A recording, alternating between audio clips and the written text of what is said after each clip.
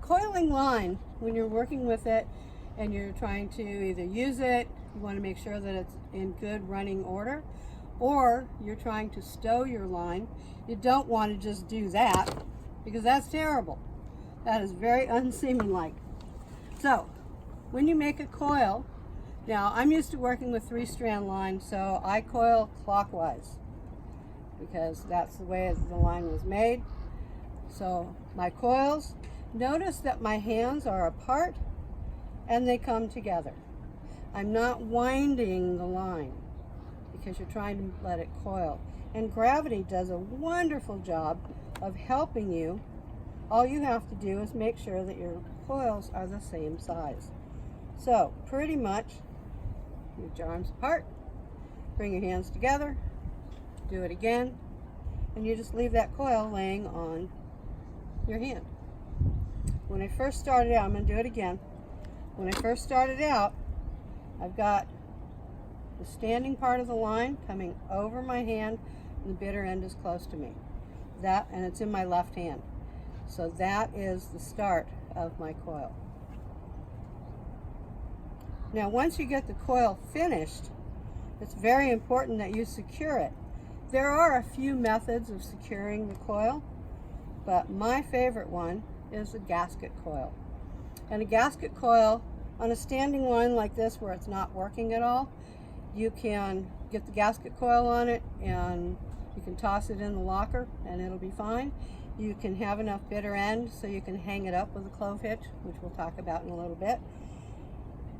Or if it's a line, like say it's your mooring line, you're coiling it and you're leaving it attached to the boat. So gasket coil comes in very handy. By taking, sometimes when you get your coil finished like this, you want to take back one of the coils. That way you have enough to do your job of tightening the belt, so to speak, around the coil. And you'll notice that the first turn that I make, by the way, it's not a wrap, it's a turn, crosses over itself. I hope you can see that right here, crosses over itself. Then I'm going to make 2 more because 3 holds anything. I'm sure that you at some point have gotten some kind of line or electrical cord or something where they wrap it like 20 times. And it's really frustrating to try and get that all undone. Well, you don't need all that. To finish it up, I'm going to take a bite. I'm going to pass it through the top of the coil, which is why I worked my way up toward the top of the coil. And I have my bite here. The bitter end goes through the bite, and there you have a gasket coil with a bitter end that you can use to hang it up in your locker and keep things neat rather than tossing it in there. The other way that you can do that is when you pass the bite through like this, you bring it so that it's big enough to, what I say, swallow the coil. You go over the top and then you haul on the bitter end. And there you have, once again, a nice coil that won't come apart.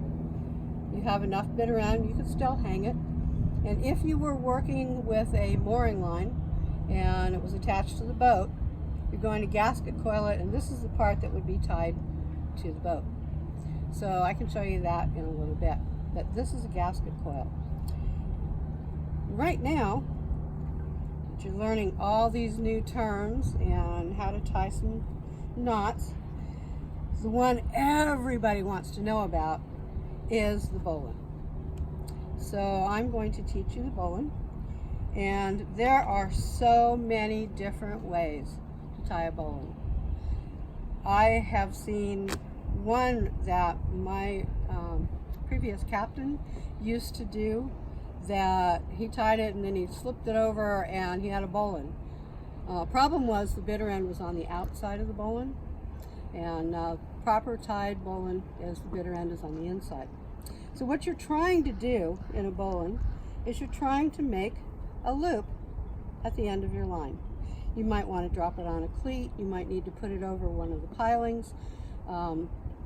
There are so many different reasons for having a bowline, but you're trying to get that together. Now, if I just put them together, it's fine. I've got a loop, but it's not going to hold anything. So, quick and dirty method, tying a bowline. 3 things to remember, well, 4 things to remember. 1, I'm not working, you're probably going to be working with a line about this long as a knot tying line, just to practice. It looks to you like there's 2 bitter ends, but you have to imagine that one of the bitter ends you're working with is really long, kind of like this one. I've got my coil on deck. I've got the standing part in my hand. I've got the bitter end in my right hand, and I'm about to tie a bowline. With that standing part coming over the top of my hand, my left hand, I'm going to make a small bite. It doesn't have to be big. It's only going to have a bitter end going through it. But one thing I'd like to tell you is that there's a number right there. Do you see that number? You're right, that's a number 6. This is how I taught 5th graders how to tie a bowline in 5 minutes. Once you get the 6 and your bitter end is on the top of that bite, take your bitter end and you're going to go up through the bite, behind the standing part, back down through the bite, and then when you snug it up, you want the bitter end and the loop held in one hand, standing part in the other hand, and you pull. This is a bowline. You can make it any size. You can make them really big if you need them. You can make them fairly tiny. So it's very versatile. So whatever you want to do. The good thing about a bowline is that when you pull it really tight and you put a strain on it, you can, most of the time, take it apart pretty easily.